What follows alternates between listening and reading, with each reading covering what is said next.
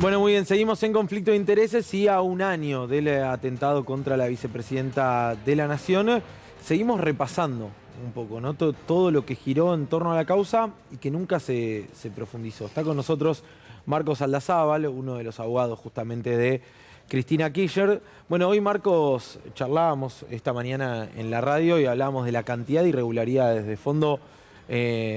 Visten como escenografía solo algunas, ¿no? La cantidad de pruebas que no se han profundizado en esta causa a un año del atentado. Sí, absolutamente. Después de un año lo único que comprobamos es lo disfuncional que es nuestra justicia para investigar causas complejas y a su vez todas las motivaciones políticas que tienen estos jueces, fiscales para avanzar y no avanzar en determinadas líneas. Y sí, la cantidad de pruebas que se perdieron, la cantidad de pruebas que no se hicieron todavía es realmente muy, muy grave. Para empezar a hablar del celular de Sabac Montiel. Digo, tal vez la primera, fue literalmente la primera prueba o segunda prueba. Sí, sí, totalmente. Yo, bueno, obviamente ese día todavía no había asumido su representación.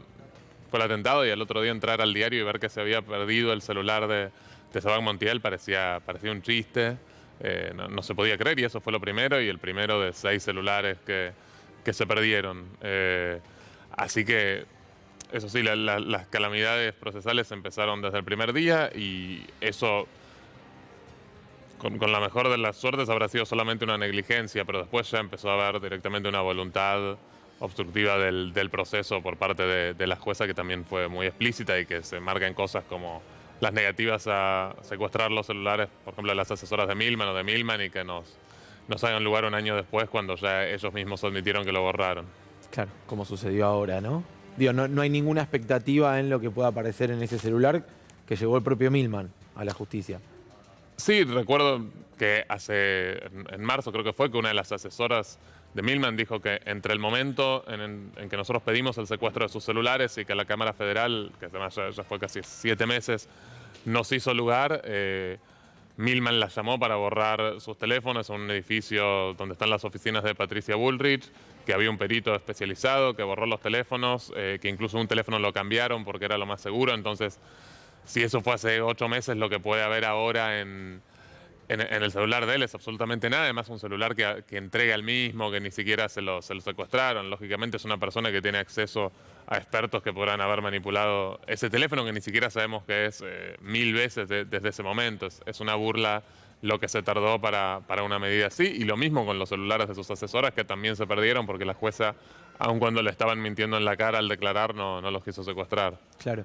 Sí, porque era una invasión a la privacidad, ¿no? Ese fue el argumento que utilizó la jueza en su momento para no solicitar la extracción del celular de las asesoras.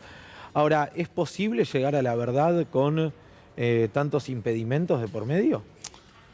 Lo que es seguro es que todos estos impedimentos hacen mucho más difícil llegar a la verdad, que si el juzgado, la fiscalía, que son además los que tienen las estructuras institucionales para investigar, estuvieran haciendo lo que tienen que hacer. Pero más allá de eso, nosotros desde la querella no perdemos para nada las esperanzas, porque hay que pensar todo lo que se fue sabiendo solamente con nuestro impulso. Hoy sabemos muchísimo más de lo que sabíamos hace un año y nosotros vamos a seguir insistiendo y buscando por todos lados para que se conozca lo que pasó, porque más allá de Cristina y de esta representación particular suya, es un hecho que tiene que importarnos a todos, porque siendo un precedente obviamente horrible para nuestra democracia, entonces tiene que ser de interés eso, ¿no? de todos, y por eso también sorprende tanto que el Poder Judicial Federal no se tome en serio ni siquiera un caso de esta magnitud. ¿Por qué nunca se pudo lograr que se investigue a Revolución Federal y el atentado contra la vicepresidenta en un único expediente? Recién Juan Grabois decía, es increíble, porque en el expediente de Revolución Federal surge cantidad de pruebas que dan cuenta que querían matar a Cristina Kirchner, que el operativo Bala, que una apodada Dali Revolución ofrece una calibre de 9 milímetros, si no me equivoco, la pone a disposición, que uno de los integrantes de Revolución Federal estaba en las marchas junto a Brenda Uriel. Digo, hay cantidad de pruebas que motivaban la posibilidad de que se investigara todo junto. ¿Por qué no? Digo, ¿por qué nunca ocurrió? Mira, lo primero que hicieron el juez y el fiscal que tienen a cargo la causa Revolución Federal fue mandársela a Capuchetti y decir que se tenía que investigar todo junto.